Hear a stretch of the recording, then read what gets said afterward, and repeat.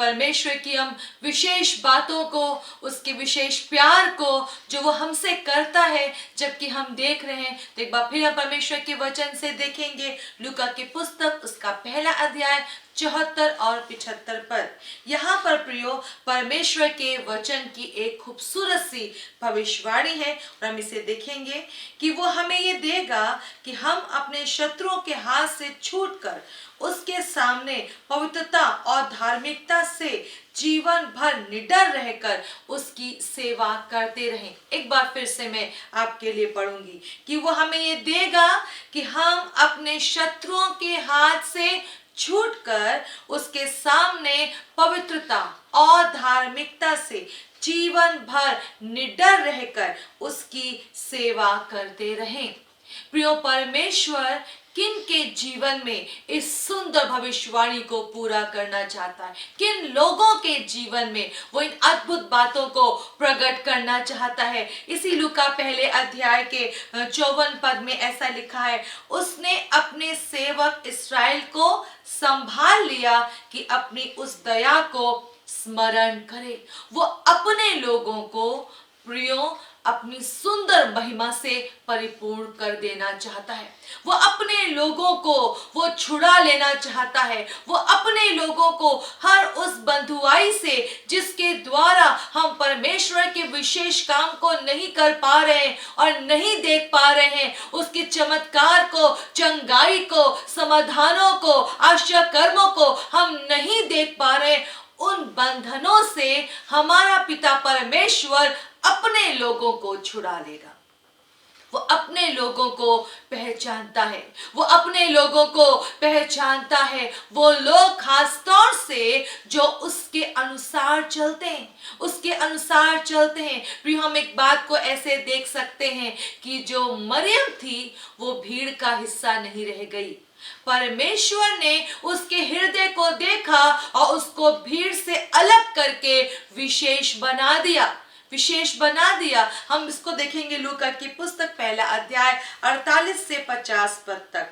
उसने अपनी दासी की दीनता पर दृष्टि की है, इसलिए देखो अब से युग युग के लोग मुझे धन्य कहेंगे, क्योंकि उस शक्तिमान ने मेरे लिए बड़े बड़े काम किए हैं। उसका नाम पवित्र है और उसकी दया उन पर जो उससे डरते हैं पीढ़ी से पीढ़ी तक बनी रहती है। प्रियो परमेश्वर अपने लोगों को, खास तौर से उन लोगों को जो परमेश्वर के अनुसार चलने की पूरी कोशिश में लगे रहते हैं, ईमानदार रहना चाहते हैं, आज्ञाकारी रहना चाहते हैं, उससे डर के जीवन के हर फैसलों को लेते हैं, जो उसकी अगुवाई में चलना चाहते हैं। प्रियो परमेश्वर का वचन ऐसा कहता है केवल वो उन लोगों पर ही सिर्फ दया नहीं करता जो ऐसा सोचते हैं कि परमेश्वर के अनुसार चले, परंतु उनके ठीक तरीके से चलने के आधार पर परमेश्वर की दया उनके बाद उनकी पीढ़ी पीढ़ी पर भी पूरी होने पाती है। हालेलुया। हमारा परमेश्वर अपने लोगों को पहचानता है। उसने मरियम की वो जो दीनता थी, कई बातों को हम लोगों के सामने प्रकट नहीं कर सकते, पर परमेश्वर हमारे मन को जानते हैं, हमारे मन को जानते हैं। हम किस रीति से उससे प्रेम करते हैं वो पहचानते हैं। कितना ज्यादा हम उसके लिए उन बातों को छोड़ देते हैं जिसके पीछे दुनिया दौड़ी चली जा रही है, जिसके द्वारा हम अपने परमेश्वर के कामों को देख नहीं पा रहे हैं। बहुत सी ऐसी बातें हैं जिनको हम भली प्रकार से जानते हैं, जो हमें परमेश्वर से दूर उलझा के रखती हैं।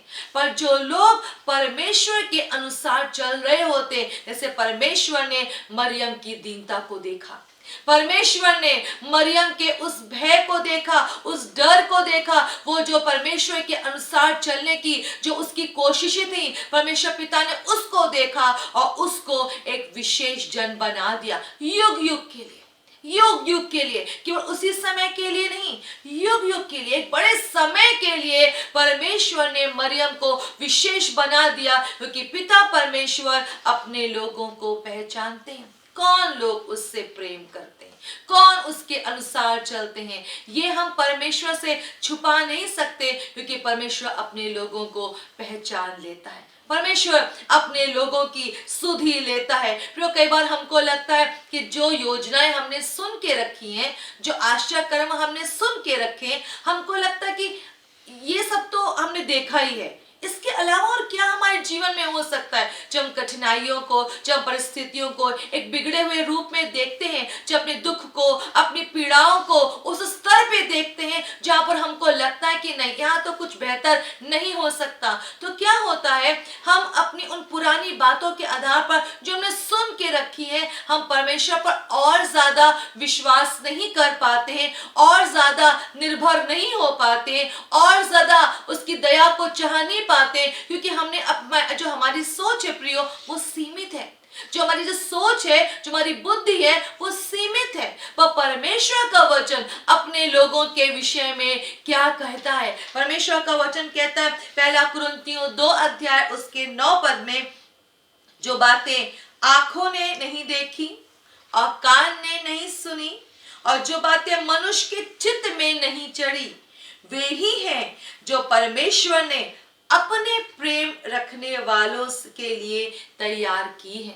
जो बातें आंखों ने नहीं देखी, हमने कभी भी उन बातों को किसी भी जीवनों में देखा ही नहीं है कि यहाँ कैसे एक सुंदर कार्य प्रकट हो सकता, कभी हमने सुना ही नहीं है कि कभी ऐसा कुछ हो भी पाएगा, और ना मन में आ सकती है। वचन में ये लिखा है, पर जो लोग परमेश्वर से, अपने परमेश्वर से प्रेम करते हैं, उनके लिए परमेश्वर अद्भुत बातों को उन्होंने तैयार करके रखा है, अपने लोगों के लिए।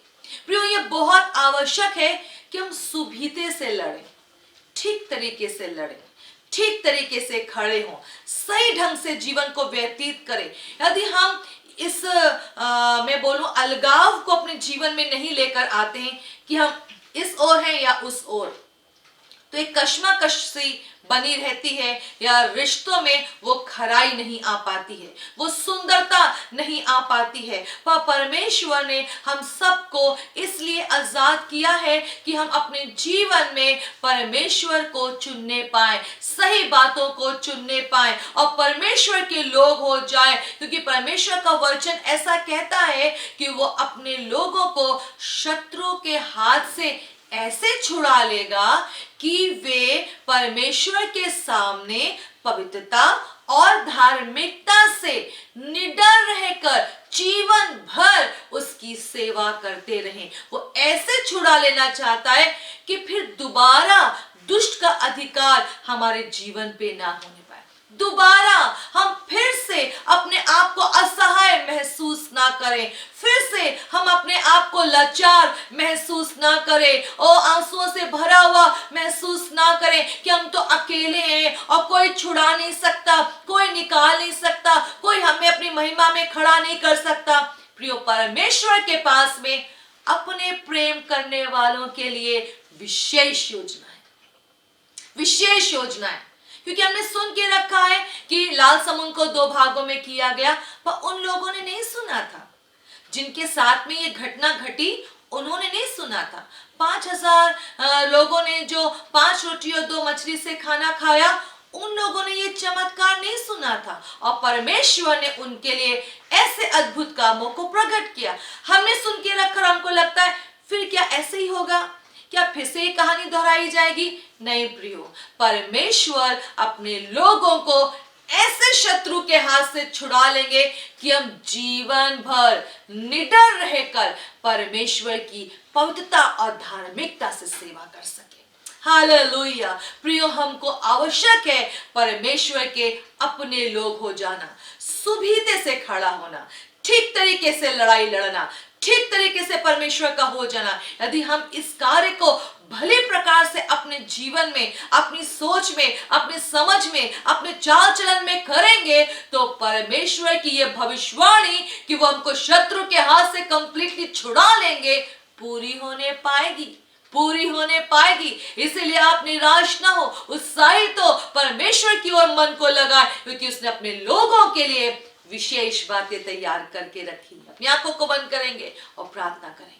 पिता परमेश्वर, हम आपका बहुत बहुत धन्यवाद करते हैं कि आपके पास में अनगिनत योजनाएं हैं उन लोगों के लिए जो आपसे प्रेम करते हैं, धन्यवाद प्रभु, धन्यवाद। जबकि हमारा पुराना ज्ञान, पुराना अनुभव, कई बार पिता ऐसा लगता है कि कैसे हम एक बड़े काम को देखेंगे, पर पिता आपके वचन ने सदा हमें संभाला है, आपकी बातों ने सदा हमारे जी में जी लेकर आया है प्रभु जी। ओ पिता परमेश्वर, अपनी सुंदर योजनाओं को अपने लोगों के जीवन में पूरी करें, पर हम सबकी मदद भी करें कि हम सही तरीके से खड़े होने पाए, सही तरीके से प्रभु आपको देखने पाए, आपका भय मानने पाए। मदद करें, इस सोच में छुटकारे को पिता प्लीज आप दे दीजिए, ताकि हमारे लोग सही तरीके से आपके अपने लोग होकर जीवन को व्यतीत कर सके। सहायता करने में सबसे आगे पिता परमेश्वर, अपने लोगों को मैं यीशु के नाम में आपके हाथों में सौंपते हुए इस प्रार्थना को मांगती हूँ। आमीन, आमीन, आमीन। प्रियो, बहुत आवश्यक है कि हम सही ढंग से खड़े हो जाएं और उसके अपने लोग बन जाएं, क्योंकि वो विशेष योजनाओं के साथ में आपका इंतजार कर रहा है। प्रभु आपको बहुत आशीष दे। जय मसीह की।